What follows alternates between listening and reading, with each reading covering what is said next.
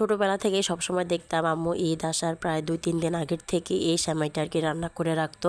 এটাকে জানি ভুনা সেমাই বলে নাকি ঝুনা সেমাই বলে। রান্না করার জন্য এখানে 3 প্যাকেট সেমাই নিচ্ছে। প্রথমে ভাবছিল 2 প্যাকেটে হবে, পরে আরেক প্যাকেট নিচ্ছে আর একটা নারিকেল পুরো কুড়ায় নিচ্ছে, আর এখানে ছিল চিনি। তো সেমাইটা প্রথমে আগে ঘি দিয়ে ভাজবে। তো এই সেমাইটা কিন্তু খেতে মোটামুটি যারা নারিকেল পছন্দ করে তাদের কাছে অনেক ভালো লাগে। যেহেতু এত বেশি একটা পছন্দ করি না, তো আমার কাছে এত বেশি একটা ভালো লাগে না, কিন্তু বাসার সবাই অনেক পছন্দ করে। তো এখানে আম্মু ঘি দিয়ে ভেজে নিতেছিল। কখনো এভাবে সামনে দাঁড়িয়ে দেখিনি যেটা কীভাবে রান্না করে, কিন্তু আজকে পুরো ফুল মানে রেসিপিটা আমি দেখছি কীভাবে রান্না করে। প্রথমে তো ঘি দিয়ে সবগুলো সেমাই ভেজে একটা পাতিলাতে রেখে দিল, আর এখন ওই সেম পাতিলাতেই করবে। কিছুটা পরিমাণে পানি দিয়ে তেজপাতা, তারপর এলাচ, আর দিয়ে দিল কিছুটা পরিমাণে চিনি, মানে পরিমাণ মতো স্বাদ অনুযায়ী আর কি, আর দিয়ে দিবে লবণ, দারচিনি, এগুলি দিয়ে কিছুটা মানে পানিটা কতক্ষণ কষিয়ে তারপর আর কি নারকেল দিয়ে দিবে। আজকে সেমাইটা আর কি পুরোপুরি রান্না করা শিখলাম, মানে নিজে না খেলেও দেখা গেছে অন্য কাউকে আর কি রান্না করে খাওয়াতে পারবো।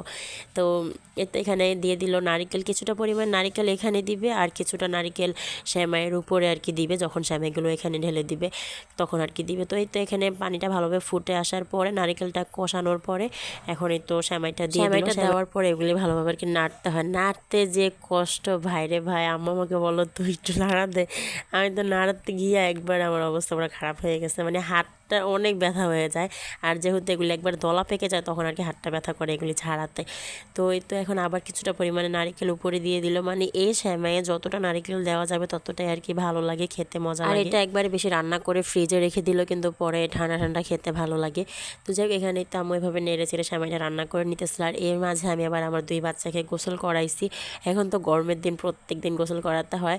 আর ও গোসল করার পরে বলছে ও আঙুর খাবে, তার জন্য কিছুটা আঙুর বের করে দিলাম আর কি। তো এইটা খাওয়ার সময় যে কত কাহিনী, এটা নাকি গরম, আমার বলতেছে ফু দিয়ে দাও, মানে ওর কথা শুনে আমি যে হাসবো না কাঁদবো আল্লাহ জানে। তো যাই হোক এখানে দুইজন একটু খেলতেছিল, মানে সাউন্ড বক্সে একটু ঈদের গান ছেড়ে দিয়েছে, তো সেটা শুনে আর কি নাচানাচি করতেছিল। প্রতি ঈদেই তো আমি দই বানাই, তো এবারও বানাবো, তার জন্য গতকালকে তো দুধ আর টক দই নিয়ে আসছিলাম। তো এখানে 2 লিটার দুধ দিয়ে বানাবো, বেশি বানাবো না, কারণ হবে কি না হবে সেটা নিয়ে অনেক টেনশনে আসছি। আর প্রথমেই আমার মনটা খারাপ হয়ে গেল, টক দইটা একেবারে নষ্ট ছিল, পুরো ছানা কেটে গেছে। করে নিয়ে আসছি, ডেটও মানে আজকেই ছিল লাস্ট ডেট, তারপরও মানে কীরকম একটা অবস্থা হয়ে গেছে টক দইটা। তো এটা আমি ফেরত দিয়ে আসবো, ফেরত দিয়ে আরেকটা নিয়ে আসছি, মানে দুধটা বসানোর পরেই আমি এটা দেখছি। তো যাই তাড়াতাড়ি নিয়ে এসে, যেহেতু পরিচিত দোকান ছিল, তাড়াতাড়ি নিয়ে এসে আমি আবার টক দইটা ছেঁকে রাখছি পানিটা পড়ে যাওয়ার জন্য। আর এতে এখন দুধটাও ভালোভাবে জাল করে নিছি, করে এখন ঠান্ডা করে নিব, মানে 1 আঙ্গুল চুবিয়ে রাখা যায় ততক্ষণ পর্যন্ত আর কি আমি এটা মানে সেরকম ঠান্ডা করে নিব। আর এখানে টক দইটা ভালোভাবে মিক্স করে নিতেছিলাম যাতে কোনো লাম্পস না থাকে, মিক্স করে একটু দুধ দিয়ে সেটাতে, তারপর এখন এই তো দুধের ভিতরে দিয়ে দিব, দিয়ে ভালোভাবে এটা মিক্স করতে হবে। আমি অনেক ভয়ে আসছি, আমি এখন পর্যন্ত এই ভিডিওটা আজকেরই ভিডিও, বাট আমি তো এটা দুপুরবেলা বানাইছি, তখন দুপুরবেলায় বসাইছি, বাট আমি এখন পর্যন্ত ভয়ে উঠাই নাই আমি, যেটা হয়েছে কি না হয়েছে, অনেক দিন পরে বানাইতেছিলাম তো, মানে তার জন্য অনেক ভয় লাগতেছে।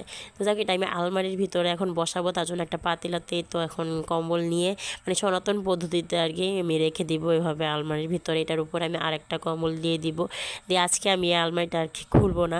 তো যাই হোক এভাবে করে রেখে দিব। আর এভাবে যেহেতু অনেক গরম, এটা ইজিলি আমার মনে হয় জমবে, তারপরও আল্লাহ ভরসা। তো আজকের মতো এতটুকুই, সবাই ভালো থাকবেন, আল্লাহ হাফিজ।